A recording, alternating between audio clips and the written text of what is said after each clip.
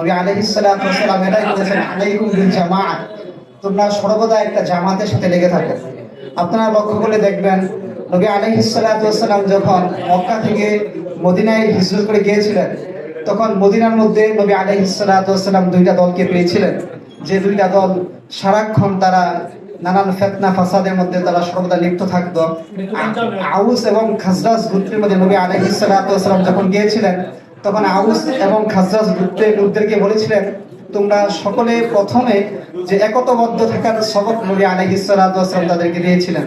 তো নবী আলাইহিস সালাতু ওয়াস সালাম একতাবদ্ধ থাকার সবক এজন্য দিয়েছিলেন, যখন মানুষের মধ্যে একতাবদ্ধ বা একটা প্ল্যাটফর্মে থাকার এই মন মানসিকতা এসে যাবে, তখন তাদের মধ্য থেকে যে রাহাজানি, অন্যায়, অত্যাচার, অভিযান, জুলুম, শোষণ যা কিছু হতো, এটা আস্তে আস্তে নিঃশেষ হয়ে যাবে।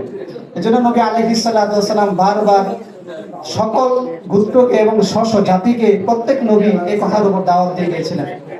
আর আমি আপনাদের সামনে যে আয়াতে কারিমা তেলাওয়াত করেছি, নবী আলাইহিস সালাতু ওয়াস সালাম, আল্লাহ রাব্বুল আলামিন এই আয়াতের মধ্যে বলেছেন, যারা কবলে ফাতহে মক্কা, যারা মক্কা বিজয়ের পূর্বে এবং মক্কা বিজয়ের পর যারা ইসলাম ধর্ম গ্রহণ করেছেন, তাদের মর্যাদা কিন্তু কোনো সমান নয়।